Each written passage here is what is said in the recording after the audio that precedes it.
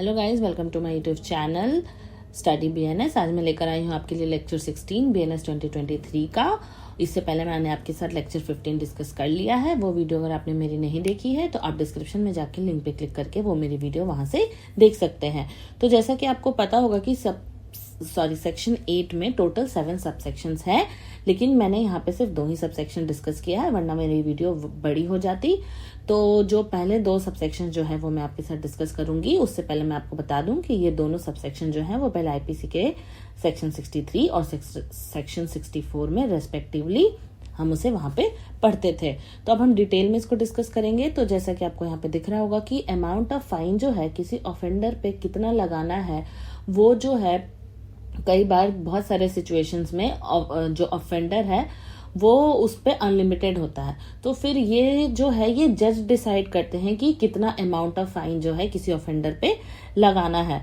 अब जैसे कि लेकिन एक वर्ड और यहाँ पे लिखा है कि but shall not be excessive. अब मान लो कि कोई ऑटो ड्राइवर है, उससे क्या होगा कि किसी कार का एक्सीडेंट हो गया और उसमें किसी की जान चली गई, तो उसपे क्या होगा कि इम्प्रिजनमेंट तो उसकी फिक्स है, जो उसको सजा मिलनी है वो तो उसको मिलेगी ही, लेकिन उस पे अमाउंट ऑफ फाइन कितना लगाना है ये कहीं भी एक्सप्रेस नहीं है। अगर तो जज जो है वो पहले उस जो ऑटो ड्राइवर है उसकी देखेगा कि उसकी इनकम कितनी है या वो कितना जुर्माना वो भर सकता है। अब उस पर मान लो कोई 5 लाख का जुर्माना लगा देगा, अगर जज उस पर डाल देंगे तो वो उतना तो अमाउंट पे नहीं कर पाएगा। तो जो जज है वो इनकम के हिसाब से वो ये चीज खुद से जो है वो डिसाइड करते हैं कि कितना अमाउंट ऑफ फाइन जो है वो किसी ऑफेंडर पे लगाना है। अब मान लो कि कोई बहुत अमीर व्यक्ति है, उसने जो है रेप अटेम्प्ट करने की कोशिश करी, तो जो रेप की सजा है वो तो उसको मिलेगी ही, लेकिन फाइन जो है वो जज पे डिपेंड करता है। तो जज देखेंगे इनके पास तो बहुत पैसा है, तो अगर ये 5 लाख 10 लाख भी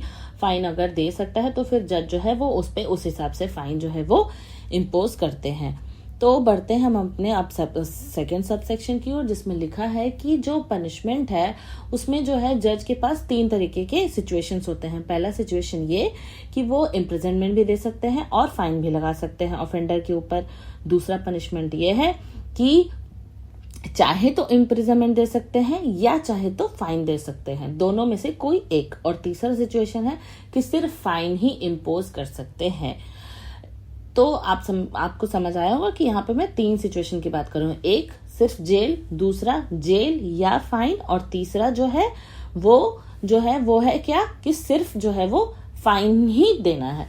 तो इस सिचुएशन में क्या होता है कि जो जज जो है वो पहले तो ये देखते हैं कि ऑफेंडर जो है मान लो कि जो है फाइन अपना नहीं पे कर पा रहा है, जिसमें एक टर्म लिखा हुआ है यहाँ पे कि in default of payment of fine. मान लो किसी ऑफेंडर को सजा मिली है 3 साल की सजा और उस पर 20,000 का जुर्माना लगाया गया।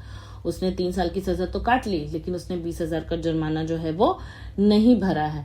तो इस सिचुएशन में क्या होगा कि उसकी इम्प्रिजनमेंट को बढ़ा दिया जाएगा। लेकिन मान लो अगर 3 साल की सजा मिली है तो जनरली जो है उसके 1/4 ही उसको 1/4 या उससे कम ही जो है उसको इम्प्रिजनमेंट मिल सकता है। ये मैं आपको भी डिटेल में, आप मेरी वीडियो से जुड़े रहोगे तो मैं आपको आगे बताऊंगी। बट जैसे मान लो एग्जाम्पल कि अगर उसको 3 साल की सजा मिली है तो मैक्सिमम जो है वो जज उसको 3 महीने की या 6 महीने की सजा जो है वो आगे और सुना सकते हैं। तो आज के लिए बस इतना ही दोस्तों। अगर आपको मेरी वीडियो पसंद आई हो तो please like, share and subscribe करें and do let me know in the comment section. Thank you.